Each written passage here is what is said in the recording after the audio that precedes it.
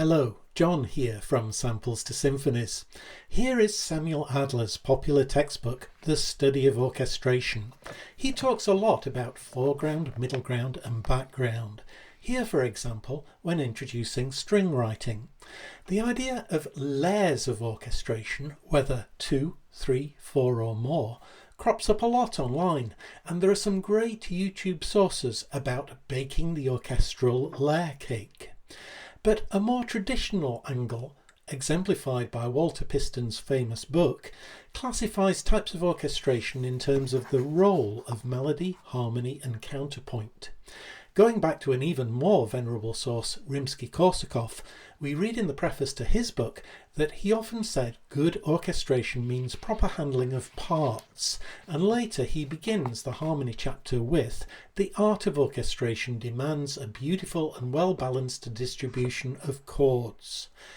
Now, this video is about coming to layered orchestration from the balanced four-part harmony perspective, because if you can harmonize a chorale, you're set for orchestrating in 1, 2, 3, 4 or 5 layers. I have a video called Timbre Flow where I turned the melody and chords of the folk song and sea shanty Shenandoah into 4-part harmony, distributed those parts to instruments, then copied and transposed, so I ended up visiting 12 key centres through 2 crescendos, repeating the tune again and again, but with the ability to turn instruments on and off to get a huge range of orchestrations. There, the orchestra was turned into a big choir. It's what Walter Piston calls Type 4 orchestration. And although there are 4 parts, if you do the thing across the whole orchestra, it's essentially a single layer. But what of Piston's other types, orchestral unison, secondary melody, contrapuntal texture and so on? And can we use the 4-part foundation to explore 2, 3, 4, 5 layers? The answer is yes, and this video gives examples. Just as Shenandoah in the Timbre Flow video was a placeholder for the theme you've composed, so it is here. I hope to show how using a small kit of tools with 4-part writing at the core, you are set to explore a huge range of textures and colours. Here is Shenandoah melody and chords, and then harmonised in 4 parts, as before. Let's add a minimal set of additional tools to cover the maximum range of orchestral possibilities.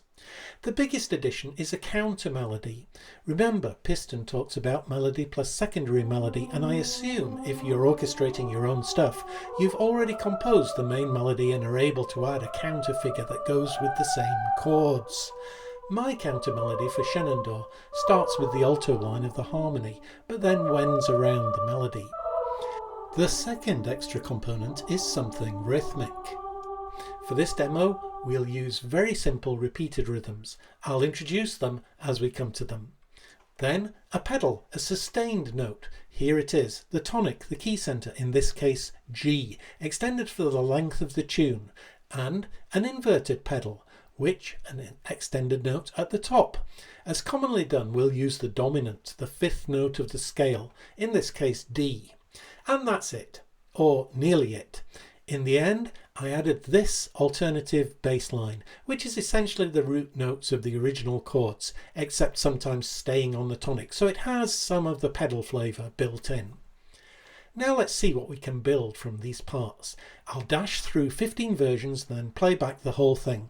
The first 3 are the basic versions. First, a copy from my Timbre Flow piece, so we hear the 1-layer chorale.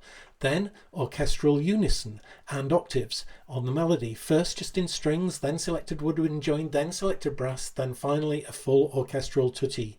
No matter how many instruments are playing, this is a 1-layer version. Next we'll hear the melody and counter melody together, our first and simplest 2-layer version. For the remaining 12 repetitions, I'm using the 12-key sequence from the Timbre Flow video, complete with its 2 crescendos, and we're starting with 4-part harmony, but with a very clear 2-layer sound, melody and accompaniment.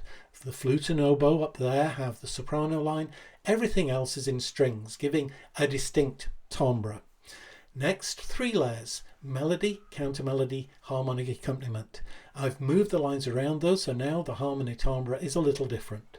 Then we convert the harmony into broken chords. There are lots of ways to do that. I'm demonstrating first with triplets, then with alternations in the inner parts. Triplets and semiquavers are regular rhythms. Here's a slightly more complicated repeated rhythm. Da da da da da da. If you like, think of this as a baby ostinato that illustrates how and where you could place an extended, more complex, catchier repeated rhythm. This is two-layer orchestration, with the melody standing alone, away from the incessant repetition, while the other parts are providing both harmony and rhythm. And since we've reached the top of this crescendo, we'll add in the counter melody and move the rhythm around the accompaniment. We're back to PP now, the start of the second crescendo, so this is a good place to go back to a chorale format but introduce a pedal. That certainly changes the feel, and for the next repetition we do the same but with the inverted pedal.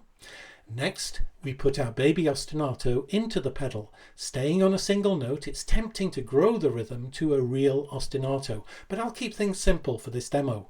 Even so, I hope you'll be able to hear the potential. Then we take out the harmony. Just melody, counter melody and pedal in the first half, but in the second add in an inverted pedal to get 4 layers in all. And 4 layers again. Melody, counter melody, accompanying harmony and baby ostinato.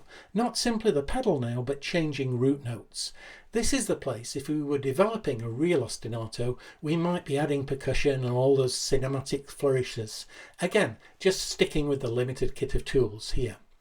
And here, now with the inverted pedal on the top, we have a 5-layer cake, or 6. The root note bass line is in the baby ostinato, but right at the bottom, sustained notes and all on the tonic, which in this case is F sharp, so there's the pedal too.